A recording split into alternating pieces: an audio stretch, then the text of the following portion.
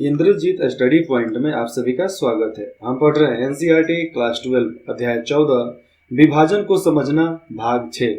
अभी तक हम क्या पढ़ रहे थे? विभाजन किस तरह हुआ, शुरुआत कैसे हुई, क्या हुआ क्या नहीं हुआ, उसके बारे में, बस उसी के बारे में हमें 3.7 नंबर भी पढ़ना है। विभाजन की ओर, अभी तक विभाजन के कारण हम जान रहे थे। अब देश पूरे तरीके से विभाजन की ओर चला गया, उसके लिए भी तो कुछ ना कुछ कारण था ना जी। तो ये कारण अब हम पढ़ेंगे यहाँ पर। तो विभाजन की ओर कैबिनेट मिशन योजना से, कौन सा मिशन?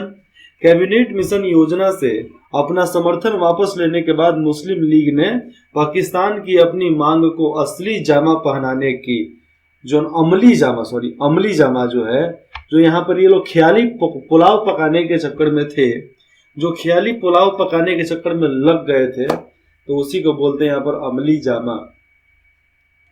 तो एक जो सपना था, ख्वाब था, उसको पूरा करने के लिए ये लोग कोशिश करने लगे थे कि अब तो भैया हम करेंगे ही। अब यहाँ पर आप समझना, ये तस्वीर में आप देखो, 3 समूहों वाला भारतीय संघ के बारे में कैबिनेट मिशन का प्रस्ताव था।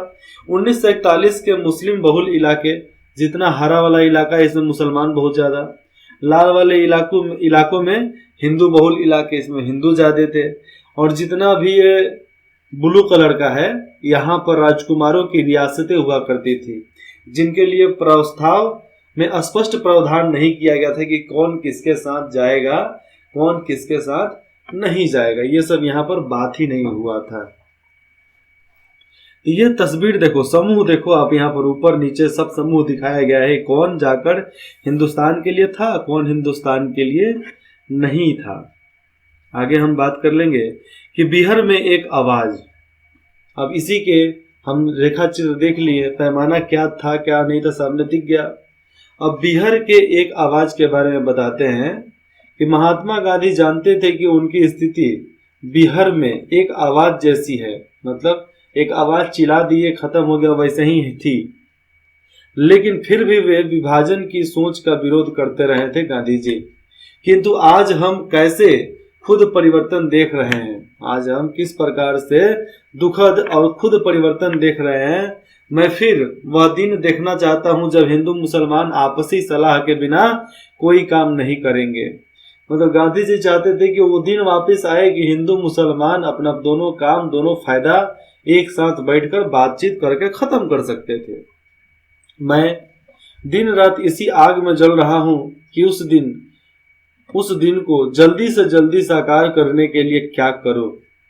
गांधी जी ये भी सोच रहे थे कि हिंदू मुस्लिम समझौते के कारण हम देश को ये पूर्ण गठबंधन के अनुसार कैसे लाएं, जिसको हम अखंड भारत बोलते हैं, अखंड भारत कैसे करें, उसके बारे में यहाँ पर प्रावधान है। लीग से मेरी गुजारिश है कि, कौन सी लीग? मुस्लिम लीग। मुस्लिम लीग से मेरी गुजारिश है कि वे किसी भी भारतीय को अपना शत्रु न माने। हिंदू और मुसलमान दोनों एक ही मिट्टी से उपजे हैं, उनका खून एक है, वे एक जैसा भोजन करते हैं और एक ही पानी पीते हैं और एक ही जबान बोलते हैं, इसलिए आप ना करो झगड़ा, ना करो झंझट। तो इस बात का प्रावधान वहां पर सामने दिया जा रहा था और बहुत सारी बातों को बताया भी जा रहा था, लेकिन समझने वाले समझते हैं, नहीं समझने वाले कभी नहीं समझते। समझने वाले समझ जाएंगे, नहीं समझने वाले तुम लाख कोशिश कर लो तो नहीं समझ पाएंगे। तो ये प्रधान सभा में भाषण, कहाँ पे? प्रार्थना सभा में भाषण 7 सितंबर 1946 को दिया गया था, उसी के अनुसार लिया गया है। The collectors works for Mahatma Gandhi खंड 92 पृष्ठ 139। तो यहाँ से इस चीज को उठाया गया है। आगे लिखा जाता है, लेकिन मुझे पूरा विश्वास है कि मुस्लिम लीग ने पाकिस्तान की जो मांग उठाई है, मुस्लिम लीग ने पाकिस्तान के लिए जो मांग उठाई है, वह पूरी तरह गैर इस्लामिक है और मुझे इसको पूर्णतः कृत्य कहने में, मतलब पूरा बढ़िया तरीके से कहने में कोई संकोच नहीं है। हम जानते हैं कि गैर इस्लामिक है, तो गैर इस्लामिक है। इस्लाम मानवता की एकता और भाईचारे का समर्थक के हैं। यहाँ पर समझना, इस्लाम क्या है? मानवता की एकता, मानवों की एकता और भाईचारे का समर्थक है, एक तरीके से भाईचारा और मानवता के लिए एकता का भाव रखना, न कि मानव परिवार की एकजुटता को तोड़ने का। मानव परिवार की एकजुटता को तोड़ देवे मुसलमान नहीं तो वो ईमान पर नहीं है। जो तत्व भारत को एक दूसरे के खून के प्यासे टुकड़ों में बांट देना चाहते हैं, जो लोग जो तथ्य भारत को खून के प्यासे दो टुकड़ों में बांट देना चाहते हैं, वे भारत और इस्लाम दोनों के शत्रु हैं, ऐसा गांधी जी ने बोला। भले ही वे मेरी देह के टुकड़े टुकड़े कर दे, भले जो टुकड़े करना चाहते हैं मेरे शरीर के टुकड़े टुकड़े कर दे, परंतु मुझसे ऐसी बात नहीं मनवा सकते जिसे मैं गलत मानता हूं। गांधी जी का कहना यह था कि जिस चीज को मैं गलत जब मानता हूं उस चीज को नहीं मनवाया जा सकता है। हरिजन 26 सितंबर 1946, collected works for Mahatma Gandhi, खंड 42, पृष्ठ 229 में आप इसको देख सकते हैं, पढ़ सकते हैं। कहाँ मिलेगा? हरिजन किताब में मिलेगा आपको। ये सब आम भाषा में बोलूं तो हर किसी को पढ़ने के लिए नहीं मिल सकता। ये हर किताब आपको लाइब्रेरी में नहीं मिलेगा। ये सब किताबें आपको कोई भी स्टेशनरी शॉप में नहीं मिलेगा। ये सब किताबें आपको दिल्ली के लाइब्रेरी में मिलेंगे। दिल्ली के जो संवैधानिक लाइब्रेरी है वहाँ पर मिलेंगे। जहाँ पर पुलिस का जाना आना आसान हो वहाँ पर मिलेंगे। जो सरकारी कर्मचारी आ जा सकते हैं वहाँ पर ये सब किताबें मिलेंगी। आम जनता के लिए ये सब नहीं है, लेकिन फिर भी आप उसका कॉपी पढ़ सकते हैं।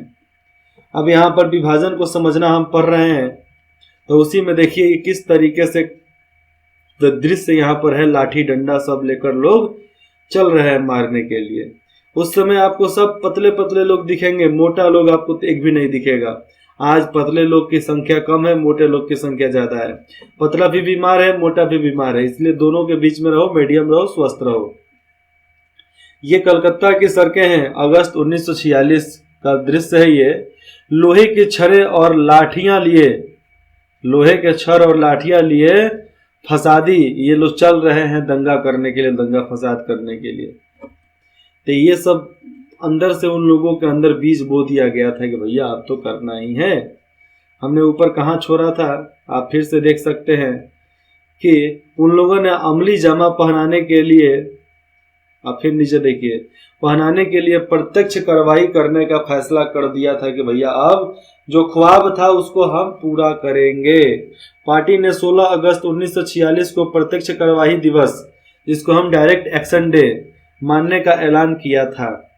उस समय सीधा बात है, प्रत्यक्ष कार्रवाई दिवस, डायरेक्ट एक्शन डे मानने का ऐलान कर दिया।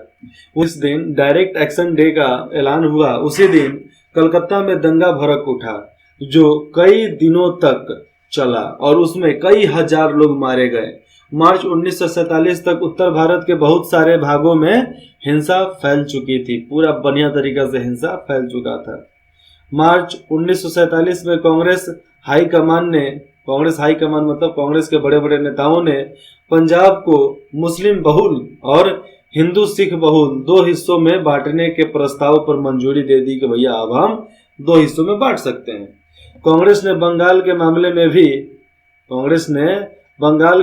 में भी यही सिद्धांत अपनाने का सुझाव दिया कि अंकों के खेल में उलझकर पंजाब के बहुत सारे सिख नेता और कांग्रेसी भी इस बात को मान चुके हैं कि अब विभाजन अनिवार्य विकृत है, अब अनिवार्य जरूर हो चुका है, अब विभाजन होना ही है, करना ही है, अब हो जाएगा।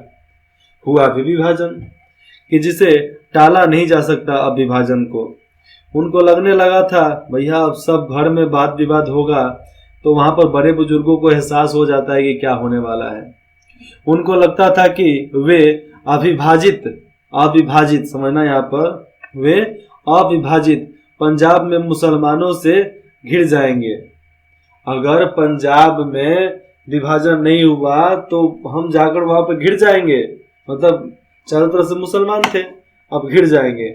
उन्होंने मुस्लिम नेताओं के रहम पर जीना पड़ेगा, ये बात यहाँ पर है। इस तरह ऊपर नीचे लोग इधर उधर नहीं गए तो मुस्लिम नेताओं के रहम पर हमें जीना पड़ेगा। इसलिए वे भी कमोवेश इस फैसले के हक में थे कि बंटवारा हो। बंगाल में भी बंगाल में भी भद्रलोक बंगाली हिंदुओं का जो तबका सत्ता अपने हाथों में रखना चाहता था, तो भद्रलोक बंगाली वहां पर हुआ करते हैं, आज भी हैं। तो वो लोग हिंदुओं का सत्ता अपने हाथ में रखना चाहते थे और मुसलमानों की अस्थाई गुलामी चाहते थे। उनके एक नेता ने यही शब्द कहे थे कि अपने नेताओं का सत्ता अपने लिए, हिंदुओं का सत्ता अपने लिए और मुसलमानों की अस्थाई गुलामी चाहिए भैया। ये वहां के नेताओं के शब्द थे। संख्या की दृष्टि से देखा जाए तो वे कमजोर थे। कौन कमजोर थे? संख्या की दृष्टि से जो हिंदू वहां पर थे बंगाल में, वो कमजोर थे, ये बात है। इसलिए उनको लगता था कि प्रांत के विभाजन से ही उनका राजनीतिक प्रभुत्व बना रह सकता है। ये बातें यहाँ पर साफ हो जाती है कि लोग राजनीति और सत्ता के लिए ही एक दूसरे को बांटना चाहते थे। हम तो बोलते ही जिसको जिसको बंटवारा चाहिए था उसको गोली मार देते, काट डालते, कहानी खत्म हो जाता। क्योंकि भड़काने वाला आग ही खत्म हो जाता, भड़काता कौन? किसी में दम है कि भड़का देवे? किसी में दम नहीं था कि वो भड़का देवे। लेकिन भैया कौन बचा सकता है, कौन बोल सकता है कुछ भी। यहाँ पर सामने देखेंगे तो कानून व्यवस्था का नाश टॉपिक में लिखा गया है। कानून व्यवस्था मतलब जो कानून व्यवस्था उस समय थी उसका तहस नहस लोग कर देते थे। देखो पुलिस के रहते हुए उधर से दंगाई किस तरह आ रहे हैं। 1946 के उन रक्त रंजित महीनों के दौरान हिंसा और आगजनी में हजारों लोग मारे गए थे। मार्च 1947 से, कब की बात चल रही है? मार्च 1947 से करीबन साल भर तक रक्तपात चलता रहा। 1947 से 48 आ गया, खून खराबा रुका नहीं। इसका एक कारण यह था कि शासन की संस्थाएं बिखर चुकी थी। शासन का जितना भी संस्था था बिखर चुकी थी। उसी समय बहावलपुर, जिसको हम पाकिस्तान के नाम से जानते हैं, तो बहावलपुर में तैनात पंडेरल मुन नामक एक अफसर ने इस बारे में लिखा था कि जब मार्च 1947 में पूरे अमृतसर में आगजनी और मारकाट हो रही थी तो पुलिस एक भी गोली नहीं चला पाई। पुलिस गोली किस हक से चलाएगी, किस कारण से चलाएगी? कोई तो कारण होना चाहिए ना कि पुलिस भैया हथियार चला देवे, कुछ चला देवे। Do you have any evidence? Do you have any action report? Do you have any कुछ भी जिसके वजह से गोली चालू हो, फायरिंग हो, जिसके वजह से लाखों लोग मारे जाएं, लाखों लोग पकड़े जाएं, दंगाइयों मारे जाएं, दंगा शांत हो? किसी ने कुछ नहीं किया, मारकाट जारी रहा। आगे देखते हैं। हिस्ट्री बहुत बोरिंग सब्जेक्ट होता है, ऐसा हम मानते हैं, लेकिन एक तरीके से देखा जाए ना तो उसको आप इंटरेस्ट के रूप में ले लोगे ना तो कभी भी हिस्ट्री बोरिंग आपको नहीं लगने वाला है। आगे देखेंगे। मारकाट तो हो गया, पहले तो नहीं गोली कांड भी पढ़ लेते हैं। एक गोली भी नहीं चलाई गई थी। मुन ने जो लिखा था कि 24 घंटे से भी ज्यादा वक्त तक दंगाई भीड़ को इस विशाल व्यवसायिक शहर में बेरोक टोक तबाही फैलाने दी गई थी। बेहतरीन बाजारों को, जितने भी हजारों लोग थे और बाजार थे, तो बाजारों को जलाकर राख कर दिया गया, जबकि उपद्रव फैलाने वालों के ऊपर एक गोली भी नहीं चलाई गई।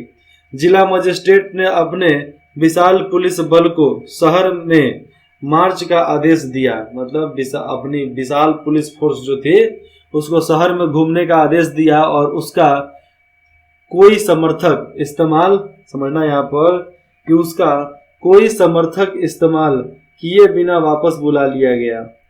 तो समर्थक और सार्थक दो शब्द यहाँ पर बोला जा सकता है, लेकिन मैं यहाँ पर समर्थक बोलता हूँ, लेकिन सार्थक भी है। तो उसका कोई समर्थक भी नहीं आया उस समय कि भैया पुलिस आ रही है तो हम बच जाएं, रुक जाएं, और कोई सार्थक इस्तेमाल भी उस समय पुलिस का नहीं किया गया कि भैया गए हो तो लाठी डंडा चलाओ, दंगा बंद करवा के चले आओ। लेकिन नहीं, कुछ नहीं किया गया तो दिक्कत तो था भैया। साल के आखिर तक शासन तंत्र पूरी तरीके से नष्ट हो चुका था। पूरा अमृतसर जिला जो था चौतरफा रक्तपात में डूब चुका था। अंग्रेज अफसरों को सूझ नहीं आ रही थी कि हालात को कैसे संभाला जाए। वे फैसला लेना ही नहीं चाहते थे और हस्तक्षेप करने में हिचकिचाने लगे थे। जब दहशत ज्यादा लोग वहां पर आते थे तो दहशत ज्यादा लोगों ने मदद के लिए वहां पर गुहार लगाई, बातें की, तो अंग्रेज अफसरों ने उन्हें महात्मा गांधी, जवाहरलाल नेहरू, वल्लभ भाई पटेल या मोहम्मद अली जिन्ना की शरण में जाने को कहा था। साफ साफ इनकार कर दिया कि भैया हम कुछ नहीं कर सकते हैं, जाओ जवाहरलाल के पास जाओ, महात्मा गांधी के पास जाओ, वल्लभ भाई पटेल के पास जाओ या मोहम्मद अली जिन्ना के पास जाओ, जो तुम्हारी रक्षा कर पड़े जाओ। किसी को मालूम नहीं था कि सत्ता किसके हाथ में है। हम आगे बात कर लेंगे। तो महात्मा गांधी के अलावा भारतीय दलों के सभी वरिष्ठ नेता जितने भी थे, जवाहरलाल नेहरू, वल्लभ भाई पटेल, राजेंद्र प्रसाद, मोहम्मद अली जिन्ना, ये सब अलग अलग प्रकार में बिजी ही थे, तो बर्ताव में व्यस्त थे। जबकि प्रभावित प्रांतों के बहुत सारे भारतीय, जहां जहां दंगा हुआ था, जहां जहां लोग प्रभावित थे, तो उस प्रांत के बहुत सारे भारतीय प्रशासनिक अफसर अपने ही जान माल के बारे में भयभीत थे। जितने भी अफसर थे अपना ही जान माल बचाने के लिए लगे थे।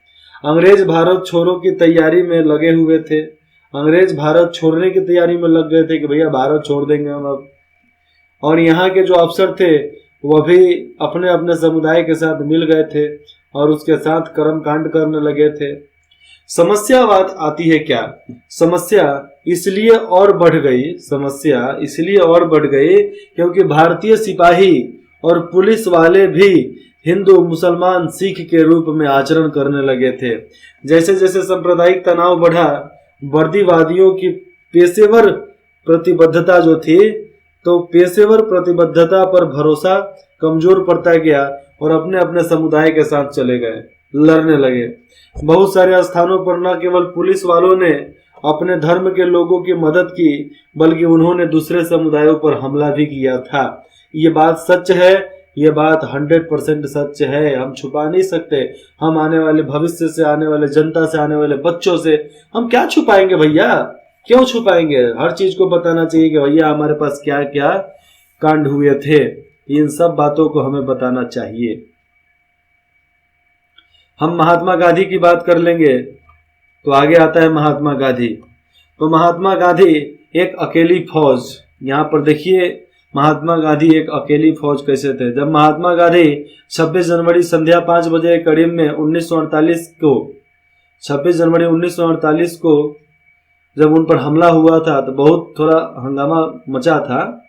लेकिन फिर ये तो हंगामा था, लेकिन 30 जनवरी के शाम को 1948 में जब गांधी जी पर हमला हुआ, नाथूराम गोडसे ने गोली मारा, तो आने वाले कुछ महीनों के अंदर ही पूरा भारत में, पूरा हिंदुस्तान में शांति बहाल हो चुका था। शांति बहाल होने का कारण यही था कि किसी संत का मृत्यु, किसी संत का मारा जाना व्यर्थ नहीं जाता, किसी संत का बलिदान व्यर्थ नहीं जाता। और गांधी जी के मरने के बाद भी देश तुरंत शांत होने के लिए राजी नहीं था, लेकिन फिर भी शांत हुआ और ये रोका जा सकता था, गांधी को बचाया जा सकता था। लेकिन गांधी जी के मरने से अगर देश में शांति थी तो गांधी जी का मर जाना भी जरूरी था, क्योंकि वो तिल तिल मर रहे थे। इससे अच्छा है कि वो मर गए, उनको मार दिया गया, गोली मार दिया गया। आज हम गांधी गोडसे और एक है लोथिया कुछ करके है नाम, और भी बहुत सारे नामे हैं, जैसे सावरकर। तो इन बातों को हम जगाते हैं, गांधी अच्छा कि सावरकर अच्छा? अरे गधो, अरे उल्लू का पट्ठो, अरे हमारे आगे खाना खाने के लिए रखा गया है। हम बात करेंगे कि महात्मा गांधी ले जाएंगे कि मोहम्मद अली जिन्ना ले जाएंगे। पहले खाना खाओ, बाकी बातें बाद में करेंगे। लेकिन गधों लोगों की कोई बात नहीं होती है। जो गधे नेता होते हैं, जो इंस्टाग्राम के नेताएं होते हैं, वो कुछ ना कुछ फालतू बातें ही किया करते हैं, किताबी बातें ही किया करते हैं। अरे किताब में गलत लिखा है तो हम क्या गलत ही बताएंगे? क्या उसको सुधार कर बताएंगे? अच्छे तरीके से समझा कर बताएंगे? जो समझ सकते हैं उसको समझा कर बताएंगे? क्या जरूरत है जो बात लिखा है उसी को बताएं?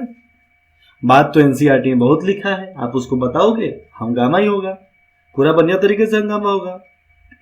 तो इन सारी उथल पुथल में जितना भी हो रहा था, तो इन सारी उथल पुथल में सांप्रदायिक सद्भाव बहाल करने के लिए एक आदमी की बहादुराना कोशिशें आखिरकार रंग लाई थी। यहाँ पर 77 साल के बुजुर्ग गांधी जी ने अहिंसा के अपने जीवन प्रयत्न, यहाँ पर समझना कि 77 साल के बुजुर्ग गांधी जी ने अहिंसा के अपने जीवन प्रयत्न सिद्धांत को एक बार फिर आजमाया और अपना सब कुछ दांव पर लगा दिया। उनका फैसला इस यकीन पर आधारित था कि लोगों का हृदय परिवर्तन किया जा सकता है। वे पूर्वी बंगाल मतलब कौन सा? पूर्वी बंगाल, जिसको आज बांग्लादेश के नाम से हम जानते हैं, ठीक है। तो पूर्वी बंगाल के नोआखली, तो वर्तमान में उसको बांग्लादेश बोलते हैं। तो बांग्लादेश से बिहार के गांवों में, कहां से? बांग्लादेश से बिहार के गांवों में, और उसके बाद कलकत्ता और दिल्ली के दंगों में झुलसी झोपड़ियां पट्टियों की यात्रा पर निकल पड़े। अब धीरे धीरे बिहार, दिल्ली, बंगाल, बांग्लादेश सब घूमने लगे थे गांधी जी। घूमते सब जगह पर गए हालचाल जाने। उनकी कोशिश थी कि हिंदू मुसलमान एक दूसरे को न मारे। सही बात है, अगर कोशिश अच्छे से होती तो नहीं मारते। एक मोहम्मद अली जिन्ना को मार दिया जाता तो बाकी सब शांत हो जाते। और यहाँ पर आगे बात कर लेंगे तो हर जगह पर उन्होंने अल्पसंख्यक समुदायों को हिंदू अथवा मुस्लिम दिलासा दी। अक्टूबर 1946 में पूर्वी बंगाल के मुसलमान हिंदुओं पर निशाना कस रहे थे। कब? अक्टूबर 1946 में पूर्वी बंगाल के मुसलमान ने हिंदुओं पर निशाना साधा और गांधी जी वहां गए, पैदल गांव-गांव पहुंचे और उन्होंने स्थानीय मुसलमानों को समझाया कि वे हिंदुओं की रक्षा करें। मुसलमानों को समझाया कि यहाँ पर हिंदुओं की आप रक्षा कीजिए, जहाँ पर मुसलमान ज्यादा है हिंदू को रक्षा करो, जहाँ पर हिंदू ज्यादा है वहां पर मुसलमान की रक्षा करो। इसी तरीके से अन्य स्थानों पर जैसे कि दिल्ली में उन्होंने दोनों समुदायों में पारस्परिक भरोसा और विश्वास बनाने की कोशिश की कि भैया ऐसे ऐसे हम लोग कर सकते हैं, किया जा सकता है, आप साथ देंगे तब किया जा सकता है, साथ नहीं देंगे तो कौन करेगा, कौन कैसे कर सकते हैं, नहीं कर सकते ना। तो उन्होंने समझाया कि भैया भरोसा कर सकते हो तो ठीक है। जान बचाने के लिए भागकर पुराने किले के भीड़, समझना यहाँ पर कि जान बचाने के लिए भागकर पुराने किले के भीड़ भरे शिविर मतलब क्या होता है? एक जगह रह सकते हैं जहाँ पर, तो शिविर का मतलब ये भी हो जाता है कि जहाँ पर पनाह लेने के लिए किसी को अलग अलग प्रकार की व्यवस्थाएं की जाए। तो भीड़ भरे शिविर में पनाह लेने वाले हासिद अहमद देहलवी नामक दिल्ली के एक मुसलमान ने 9 सितंबर 1947 को दिल्ली में गांधी जी के आगमन को बड़ी लंबी और कठोर गर्मी के बाद बरसात की फुहारों के आने जैसा महसूस किया।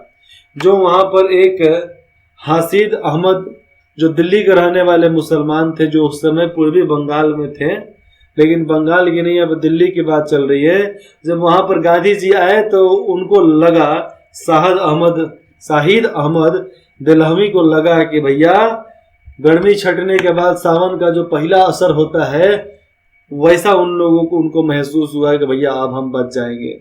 देहलवी ने अपने स्मरणों में लिखा है, देहलवी ने क्या लिखा है? अपने यादों में, अपने डायरी में लिखा है कि मुसलमान एक दूसरे से कहने लगे थे कि अब दिल्ली बच जाएगी। समझो कि मुसलमान बोलने लगे थे कि अब दिल्ली बच जाएगी। 14.10 में आप देख सकते हैं कि नोआखली में महात्मा गांधी की एक झलक पाने को इकट्ठा गांव वालों का हुजूम। यहाँ पर गांधी जी आ रहे हैं तो किस तरह यहाँ पर भीड़ लगा हुआ है। ट्रेन के ऊपर भी लोग चढ़े हुए हैं तो ट्रेन के नीचे भी लोग लटके हुए हैं। ट्रेन के साइड में स्टेशन भी है, पूरा भरा हुआ है। उस जमाने के जो स्टेशन थे उन सब स्टेशनों का नाम आज बदलकर अलग अलग प्रांत के हिसाब से रख दिया गया है। ये तस्वीर सामने देख सकते हैं, बिहार का तस्वीर है। बिहार में एक दंगा पीड़ित गांव के लोग महात्मा गांधी की प्रतीक्षा कर रहे थे कि भैया बचा ले महात्मा, हमें बचा ले। इस प्रकार की वार्ताएं यहाँ पर होती थी। और एक देखो पीछे से टोपा पहन ले, कोट पैंट पहन ले, धोती कुर्ता पर ऊपर से बंडी लगाकर ये सब देख रहा है, शायद वो भी इंतजार ही कर रहा होगा। तो 28 नवंबर 1947 को गुरु नानक जयंती के मौके पर जब गांधी जी गुरुद्वारा शीशगंज में सिखों की एक सभा को संबोधित करने गए थे, तो उन्होंने देखा कि दिल्ली का दिल कहलाने वाले चांदनी चौक की सड़क पर एक भी मुसलमान नहीं था। दिल्ली का दिल चांदनी चौक, वहां पर एक भी मुसलमान नहीं था। उसी शाम को अपने भाषण में उन्होंने कहा, हमारे लिए इससे ज्यादा शर्म की बात कोई नहीं होगी, इससे ज्यादा शर्म की बात और क्या हो सकती है कि चांदनी चौक में एक भी मुसलमान नहीं है। ये बात गांधी जी का कहना था। गांधी जी अपने हत्या तक दिल्ली में ही रहे और आखिरी दिनों में मुसलमानों को शहर से बाहर खदेड़ने की सोच से तंग आकर उन्होंने अनशन शुरू कर दिया कि भैया हम भूख हड़ताल करेंगे। अब आश्चर्यजनक बात तो ये हो गई थी कि पाकिस्तान से आए हिंदू और सिख शरणार्थी भी अनशन में उनके साथ बैठ चुके थे। अब हिंदू और सिख भी बैठ गए, गांधी जी तो बैठे ही थे। मौलाना आजाद ने लिखा है कि इस अनशन का असर आसमान की बिजली, इस अनशन का जो असर था आसमान की बिजली जैसा रहा, बहुत प्रभावशाली। लोगों को मुसलमानों के सफर, यहाँ पर समझना कि लोगों को मुसलमानों के सफाई मतलब क्या, पूरा खात्मा, तो मुसलमानों के सफाई के अभियान की निरर्थकता, वहां पर निरर्थकता दिखाई देने लगी थी। मगर हिंसा का यह नंगा नाच, जो यह हिंसा का नंगा नाच अपने देश में हो रहा था, तो हिंसा का यह नंगे नाच आखिरकार गांधी जी के शहादत के साथ ही खत्म हुआ। दिल्ली के बहुत सारे मुसलमानों ने बाद में कहा, दुनिया सच्चाई की राह पर आ गई थी। दुनिया सच्चाई की राह पर आ गई थी। कब? महात्मा के मरने के बाद इन लोगों ने बात किया। महात्मा की हत्या हो गई, उसके बाद महात्मा का शहादत हो गया, तब उसके बाद ये बातों को बोला गया था। तो ये बातें कितना सही है कितना गलत है ये तो मैं भी नहीं जानता, क्योंकि मैं भी वही जानता हूँ जो हमें नेताओं द्वारा, न्यूज मीडियाओं द्वारा, पेपर द्वारा, किताबों द्वारा, चाहे किसी के जीवनियों के द्वारा बताया गया था। हम भी वही जान पाते हैं, ज्यादा कुछ हम लोग नहीं जान सकते हैं। इसके अगले भाग में हम बंटवारे में औरतों का क्या महत्व था, औरतें कैसी थी कैसे नहीं थी, उनका बेहाल क्या था, उनका हाल क्या था, इसके बारे में जानेंगे। आपको कुछ भी डाउट हो, संदेह हो, बेझिझक हमें कमेंट करके आप बता सकते हैं। इंद्रजीत स्टडी पॉइंट में जुड़ने के लिए आप सभी का बहुत बहुत धन्यवाद।